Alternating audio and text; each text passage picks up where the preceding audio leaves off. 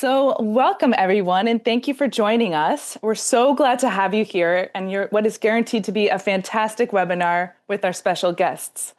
I'm Katie Losey, Head of Partnerships and Conservation at Natural World Safaris based in New York City. And today we're taking you into the jungles that inspired Kipling's The Jungle Book in search of the majestic Bengal tiger. But what sets this trip apart is who you'll be traveling with and the access you'll have. Joining us live today are your specialist leaders, Steve Winter, one of the world's most respected wildlife photojournalists and National Geographic photographer since 1991, and his wife, Sharon Guynup, a writer, investigative journalist, and National Geographic explorer. With decades of experience on the front lines, they've worked in tiger reserves for over 20 years. They've earned an incredibly loyal following, us included, and we're thrilled to share this exclusive trip with you. So welcome, Steve and Sharon. Hello. Hi, it's great to be here. Yeah, so this is really a conversation, and we just want you to chime in at any time, so feel free to interrupt me. And for our audience in today's webinar, you'll really get to know Steve and Sharon. You'll get an overview of the trip. You'll hear behind-the-scenes stories on some phenomenal photographs, and you'll get a chance to ask your questions live.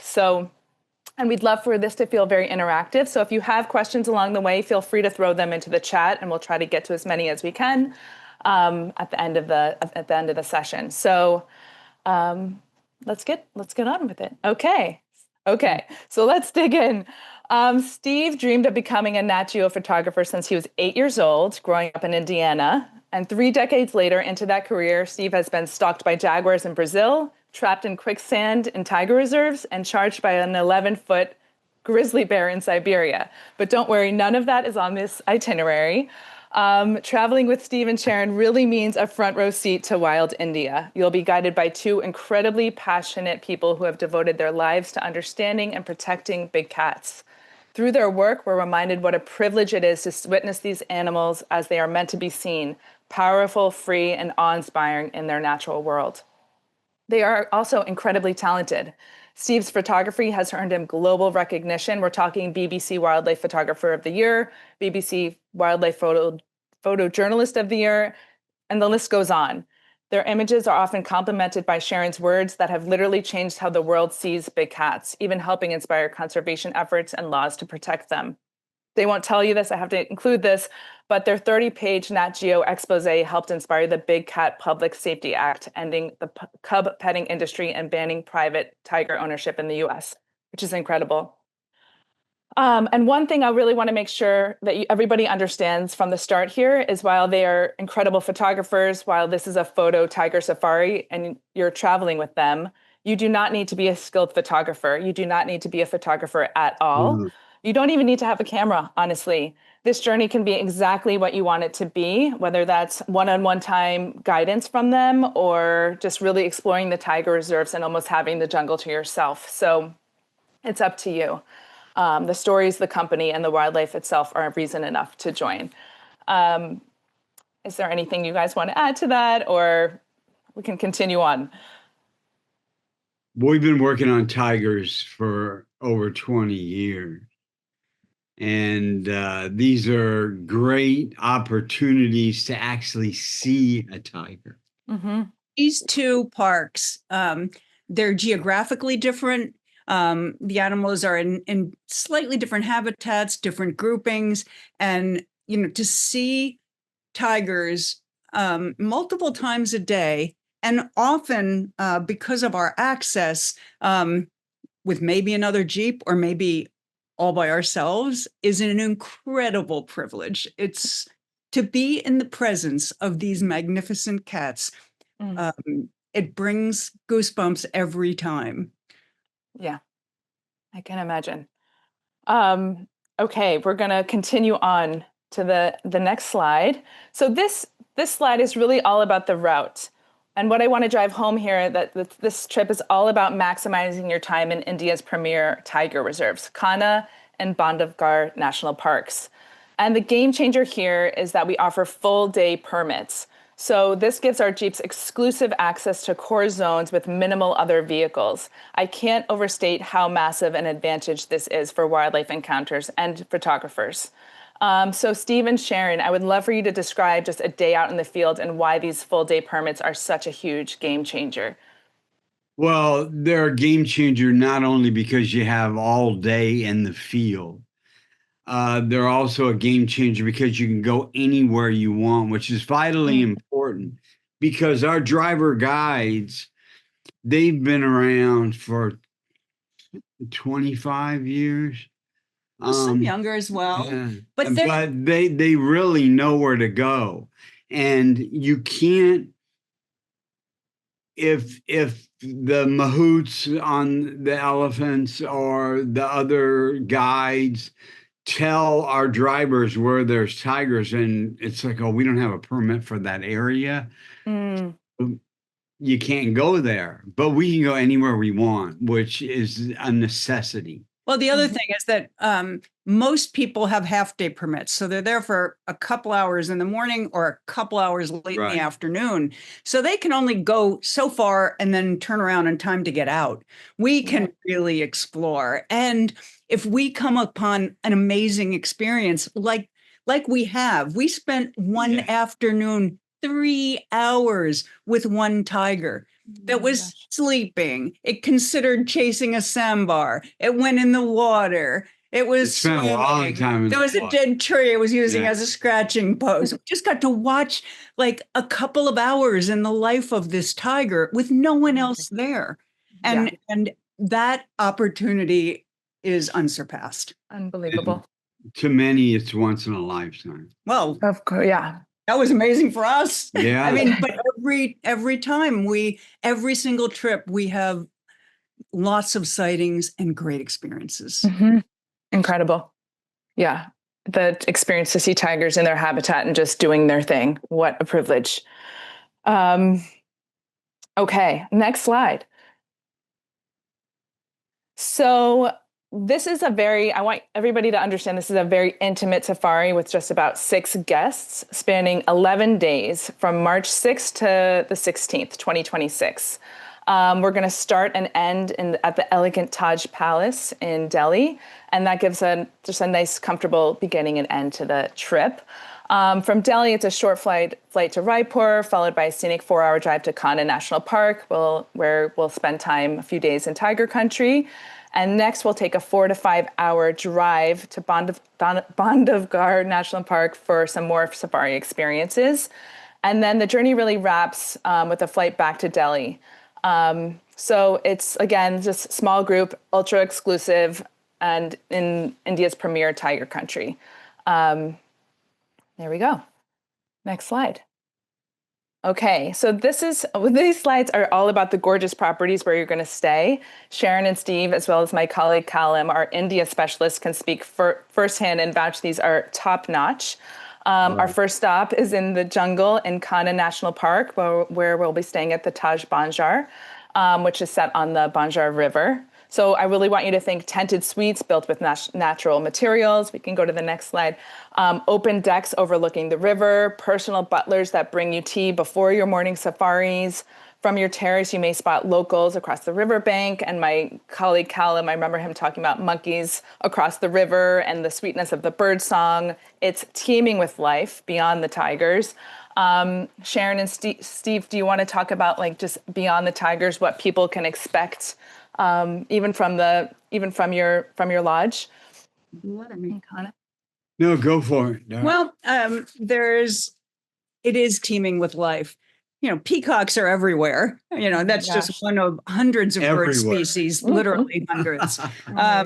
There's langur monkeys bouncing through the trees, babies, whole troops and their acrobatics. Amazing. There's leopards, there's sloth bears. There's, all kinds of deer and mongoose and on and on and on. It is an amazing biodiverse wonder. Incredible. And then for bird lovers, there's the Indian roller, there's the racket-tailed drongo, the crested serpent eagle. So much there. I think you mentioned the sloth bear, which you just kind of grazed over, which in itself seems like an incredible sight. Incredible. We saw 3 or 4 of them. Yeah. Great. We're going to continue on to Bandhavgarh National Park and Mahua, Kothi. This is a lodge with only 12 cottages. I keep hearing over and over, the service is exceptional. The atmosphere is just incredibly warm, inviting. The food is some of the best in India, which I can't even imagine how good that is. And in both parks, you will be putting Steve's guidance into practice, experimenting with composition, learning about animal behavior, or simply sitting quietly as tigers emerge from the mist. But I know that I just want to go back to the property. I know you love this property. Can you share what it's really like to stay here? And you've also mentioned how phenomenal the guides are, if you want to speak to that. Well, I've been working with Raj and a couple of the other guides for 20 years. I love the property. It's beautiful. The food is extraordinary. I love the rooms. You don't see the interiors here. They're great rooms. Yeah. Fabulous. And everything Steve is saying is true. And we literally have the best guides that are available. And it makes such a difference. And the guides also have really deep natural history knowledge. So between and incredible, as do you, right? As do you. Yes. Yeah. Yes. Well, in the end, we go to these lodges because of the men and women that we work with. 100%. And it's really luxurious. Because they are the reason we see tigers. And to tell you the truth, they're the reason other people see tigers too, because after we've had our opportunity to hang out, they'll let other people know. And they can come, but only if that area is on their itinerary. But we can go throughout the park, and these guys and women are just the best. Incredible. So okay. We're lucky. Yeah, it looks stunning, absolutely stunning. And the guides make all the difference. Okay, let's continue on. Okay, so this is the part everybody has been waiting for. Steve and Sharon, can you take us behind the scenes on a few of these photos of yours and tell us what it really was like behind the scenes? And I want to just stress that for our guests, you'll be in these same parks, maybe even in some of the same exact spots where these shots were taken. So I'm going to start with the mom and cub. This is really an image of hope. Can you speak to that? It's an image of hope. It's an image we always want to get, mom and cub. And in this situation specifically, I was ready with the long lens. The cub came out. I was kind of glancing at something else. Turned around, the cub was in that position. It took 5 frames only, and one was perfectly in focus. Wow. And soon then it saw me and backed up. But it's an amazing photograph. Well, I get chills. I get chills looking at it. Really, really important. India's Bengal tigers are doing the best of any of the 5 subspecies that remain in the wild. And India has done a great job of setting up tiger reserves across the country and protecting tigers. So again, this is an image of hope for that reason as well. They're bouncing back. Incredible. Let's go to the next one. Okay, I thought cats hated water. So what's going on here? Well, overall cats do, but tigers and jaguars love water. So okay. This is a brother and sister about 14 months old, just laying in a water hole. And you'll see them playing and hunting. So they usually leave their mothers and go off to find their own territories when they're about 16, 18 months old or around that. So these are nearly full-grown cubs, but it was really extraordinary. There were 3 cubs and the mothers. You'd see these 4 massive tigers walking around. And dad sometimes. And dad every now and then would pop by. So 5 altogether. Yeah. I just saw a question for the mom and cub photo. Do you remember what lens you used to get that shot? Yeah, it was a 600. It was a 600. Okay. Okay, next photo.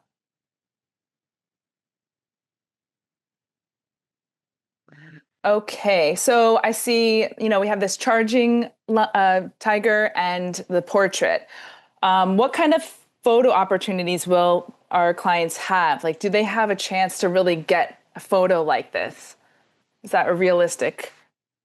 Anything I got, you can get, because in the end, the image on the right was just a really tight face shot because it was a perfect shot of a young tiger that hadn't been all scratched up because it's perfect. They fight. Mhm. Yeah, they fight, they play, and so they get scratches. And the more I looked at this, I kept getting a longer and longer length and then shot that. And this is a tiger who just got up and was running after a deer or something. And so, yes, we got that. That's one thing I want to note as well. These tigers have grown up around people. So they're really used to people, to the safari jeeps. They look right through you. Sometimes they might saunter down the road, if you come upon them, but usually they'll just carry on with whatever they're doing, whether it's sleeping or hunting or swimming or playing and observing, or not caring about us at all. Observing all that behavior is fabulous.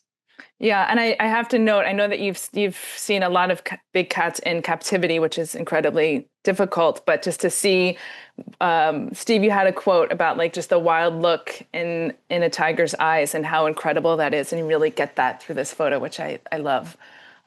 Just incredible. Okay, next photo.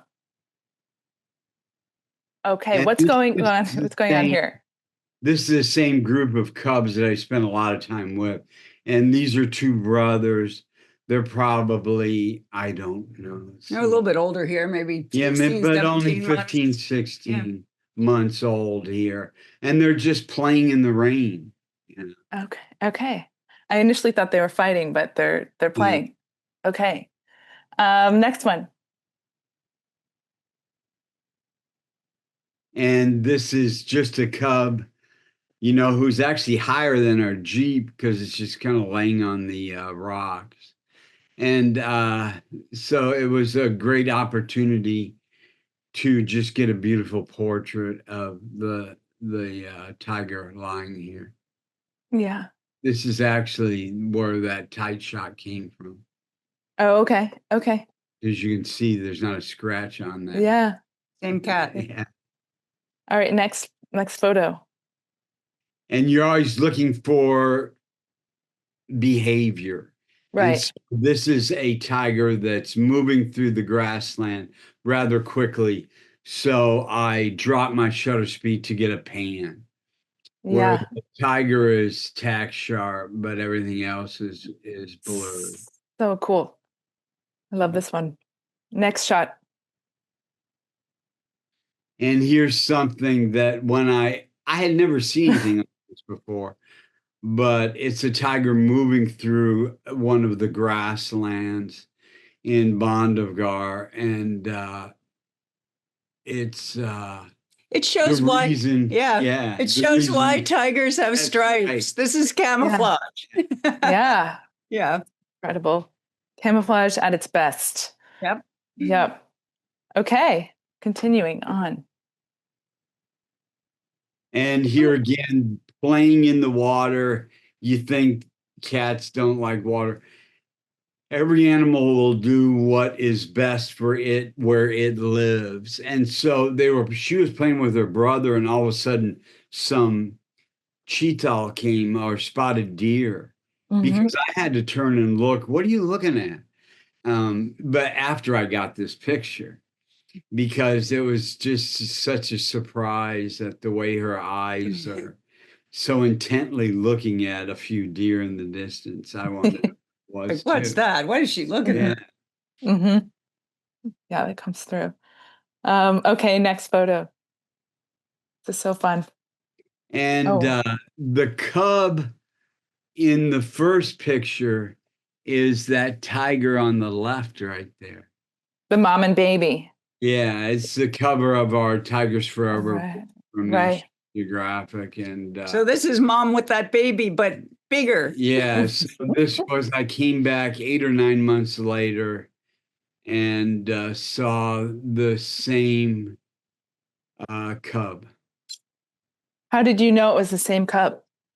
The markings on the legs and the face, Okay. And the same mom. and the fact Yeah. that our driver guide said, "Hey, Steve, that's the same."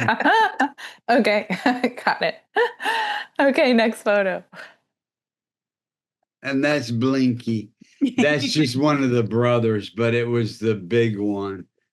Yeah, who got called Smasher because he kept smashing my remote cameras. I put him. You knock them down, play with them. Oh, But no. also, you'll see this. I mean, He's right in front of us, just hanging right out. there. And on a warm afternoon, like they might kind of half lay in the water or lay in the water and just, take a snooze or Yeah. play. It shows how relaxed they are. Like they do not care Yeah. that you're there. Yeah. Okay, next photo. A couple more, I think. Maybe. And Yeah. this is important. This is a form of communication because tigers have 24 scent glands, and they have scent glands in their paws. And so they're scratching the tree, leaving the scent of this male here. So other males know it's his territory, or females know that this specific male is around. So this isn't just sharpening claws. That's not what just I thought when I was it's first starting out. Not just a scratch tree, it's a message center, the message board. Yeah. Mhm. How cool. Okay, next photo. And a simple portrait, but I love the graphics of it.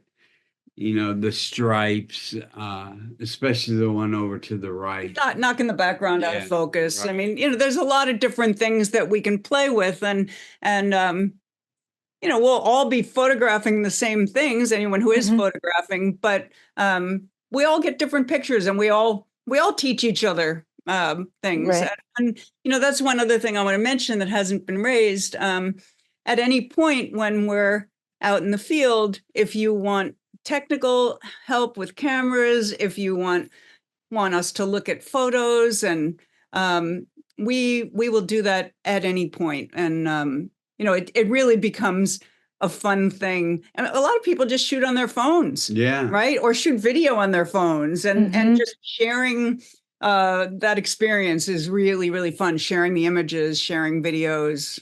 And it's 100%. really important that we have this one-on-one personal dialogue about, because I want to see how you shoot, because I get in visual ruts. I've been doing this all my life. Everybody has a unique way of seeing. And I we can love, all share. It's great. share the situation we were just in. I'm like, I would have never thought of shooting it that way, and it's great. And Steve, you typically give a talk during the trip, right? Like a group presentation. Okay. Yeah. And just the chance to have one-on-one time with you both, and just to have you have so much knowledge about the region and the history and other animals too. Just that in itself is so interesting. I think that, Sharon, you have a master's in environmental science and journalism, right? That's correct. I am. And, big cats, and particularly tigers, are something that I know a great deal about. Yes. Stories. So even that natural history opportunity to have those conversations with you in the jungle is so special. But one thing I was going to note is that, either the day that we travel, there's some period where there is a couple of hours when, Steve will show pictures, do a talk. We can look at other people's pictures from the first part of the trip, or whatever people want, we're up for it. So yeah, great. So great. Okay, I think we have our final slide, and then we'll probably just open it up to questions. And here again, this is a tiger that is above us, but this quizzical look of like, who are you? What are you doing? Even though it's the same female that was in the water looking at the deer, and that it was in the water in one of the other images also with her brother. So funny. I love her expression. Thank you so much for these stories and just a little more insight into the trip. They really capture why this trip is so special. And I just want to reiterate, I know it's been said a couple times, but you do not need to be a photographer. You do not need to even own a camera in order to join this trip. If you do want guidance, Steve and Sharon will guide you every step of the way, but it can be what you want it to be. And my colleague Callum was there earlier this year. He's our India specialist, and he's like just is so passionate about this, and he would love to answer questions as well. So please send, if you have any questions right now, please share them. I have some that have already been sent in, which I'll get started with. And Eve, if you want to just spotlight, yeah, perfect. Okay. Can you share, Steve and Sharon, can you share like a typical day of what it's like? We get up early. Our coffee, tea is delivered to us in our lodgings. When we load up, there's all kinds of snacks laid out that we can quickly eat before we leave or bring with us, muffins, fruit. We'll go out, we'll be in the park for sunrise and gorgeous early morning light, work for a while, photograph, explore, and then we'll stop in a designated area and have breakfast, laid out on the hood of the Jeep with a tablecloth and really amazing food, even our food in the field. And then, we'll go on, we'll stop for lunch, we'll be out all day. And do you have sundowners? I know in typical African safaris, there's sundowners. Are there sundowners in India?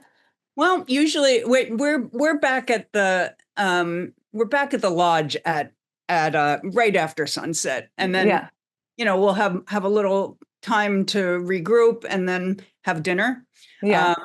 So, I mean, that is a typical day, but the joy of that is whatever we discover, even if it's like a troop of 30 langurs, swinging in vines and babies. And, we have the luxury of watching any of these behaviors of any of these animals for as long as everyone is interested, because we're not on a schedule to get out of the park.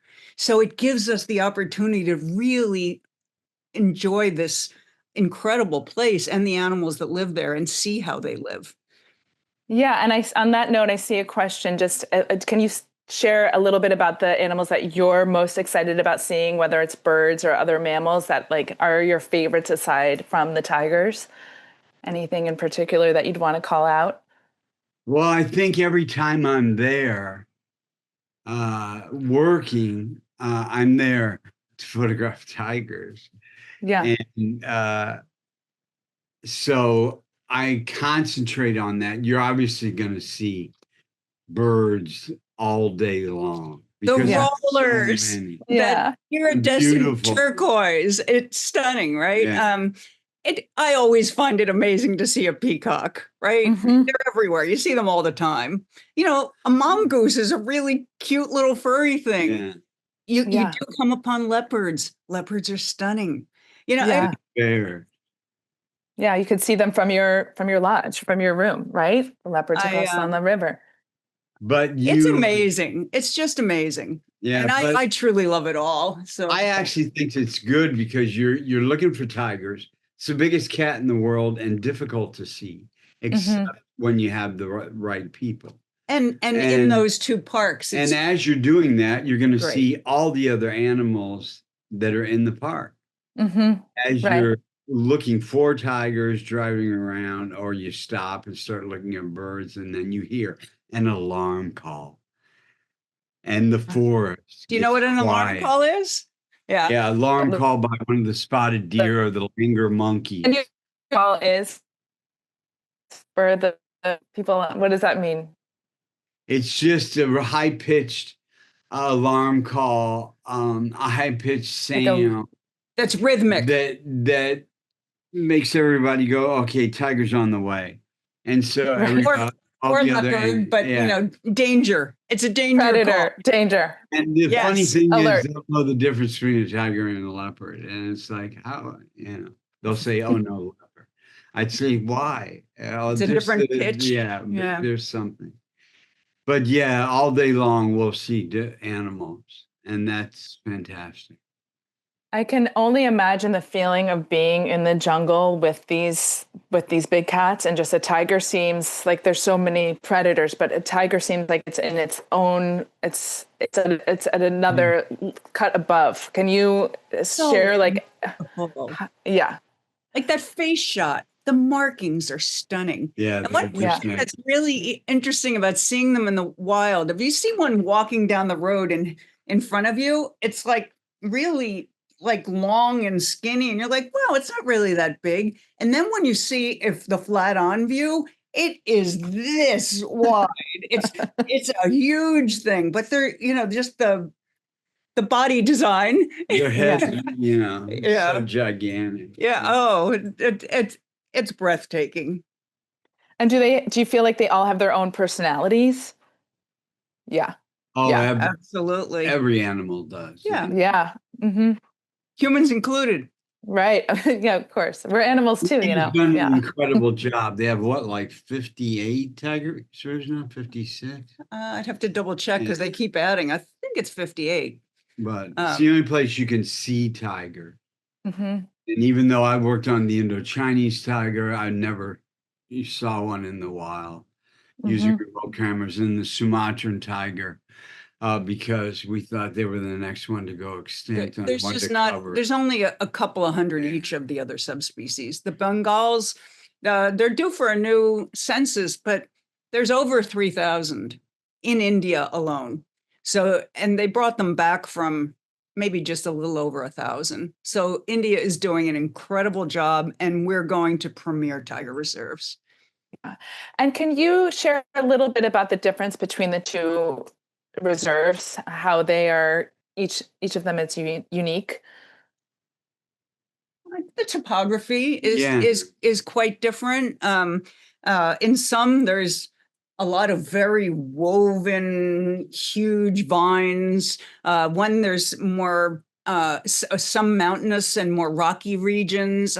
Some areas are more grassy. Some are more deciduous, green forest. So there's very different landscapes, and between the two, the topography is different. And as a result, you'll see animals in different concentrations, and more of some and, less of others, but they have the same array of wildlife. Right. And we'll see a lot of tigers in both places. Yeah. The one thing with me is I get the pictures back and I'm like, someone says, where is this? And I go, I don't remember.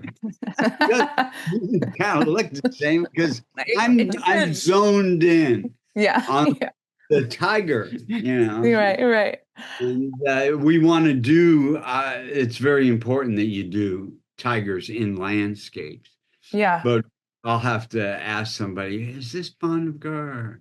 Yeah. And I had a question from somebody. I can take a stab at it and feel free to chime in. But the question is, what is unique about visiting at this time of year? I have, really March through May can be considered some of the best tiger sighting, the timing for the best tiger sightings, with the latter part being the dry season coinciding with an increase in temperatures across the country. And April and May can be particularly hot with temperatures widely in the 30s or 40s. That's Celsius. So that would be like 90s, right? I think so. It's hitting 100 no. Yeah, it could be. Yeah, so. Just did a story on the reason that this March is fabulous is because it's still, there's still some lush from the monsoon. Right. It's warm, but it's not hot. It's the perfect time. It's really comfortable and beautiful. The later in the spring that it not only gets hot, but everything starts to dry out and some of the green goes away, becomes like more golden grasses. And I like it for the temperature comfort and the green. Yeah, and just the fact that the temperature is comfortable. You're not just sweating your way through it. Yeah. Okay. And anything else? Anything else? Any other questions? Let me see. Oh, I see something from Meryl McCauley. I don't know a lot about photography. What size camera lens would you say someone should get or bring for taking pictures of the tigers? You mentioned that you used a 600. Is that the size you think would work best because the tigers are usually far away from the Jeep, or are they sometimes close? So you should bring a smaller lens too. Yes, I tell everybody I bring 24 to 600, Usually 5. and then I bring an extender, whether it's a 1.4 extender or a doubler. So And what that means really, you're gonna have tigers right next to the Jeep. The same Okay. as in Africa with lions. Oh, wow. it's really good to have maybe like 2 zoom lenses. Yeah. One that's like, wide to slight telephoto, and then one that's slight telephoto to long. Okay. And that would be ideal. That's what I use, because you don't need to be fumbling around and you don't need to have too much. It's always nice to have everything you think you'll need. But with all my years in the field, I primarily just use 2 cameras. Okay. Kind of lenses Sharon just mentioned. Okay. Whatever And kind of camera you I usually have want. one with the 2 lenses. Yeah. So I don't travel with 2 bodies. Yeah. Well, you And do just one as a backup. Yeah. Okay, great. I think that, I don't know if you can hear that siren. I saw one more question pop up there, whether a tripod was necessary. Not only is it not necessary, it's illegal. Legal. Yeah, Really? you're not supposed to have anything outside the Jeep. So you could use it in the Jeep, but you can't put the legs outside. Okay. Because anything different than just the Jeep has the possibility to upset an animal. But Right, also with digital, I mean, You don't need it. these sensors are so amazing now. You can boost ISO is your friend. and Don't be afraid. you won't need Yeah, a no. tripod, and it's a lot less to carry. Okay. Every once in a while, I'll bring one just for the lodge or something. But here, If you Okay. want to use one, we'll have one. yeah. Okay, great. Okay, great, guys. I don't know if you have any final thoughts before we wrap up, but thank you to everybody who has joined us. We hope to see you in the jungle. This is such an extraordinary trip, and we're just so grateful to work with you. So thank you for all you do for the big cats, and we're just really excited about this. So anything else you want to share? I wanted to say that, I've worked in India I think for me, it's 19 years. He's worked there a little bit longer. And I really love India. I love the nature. It's my favorite place to go. We have a story coming out in early next year in National Geographic magazine on the world's last Asiatic lions in Gujarat. And we had the opportunity to spend a bunch more time in India working on that. And they really know conservation, and they have incredible wildlife in that country. And even, staying in Delhi is fun. That hotel is so gorgeous, luxurious, marble. It's a special trip.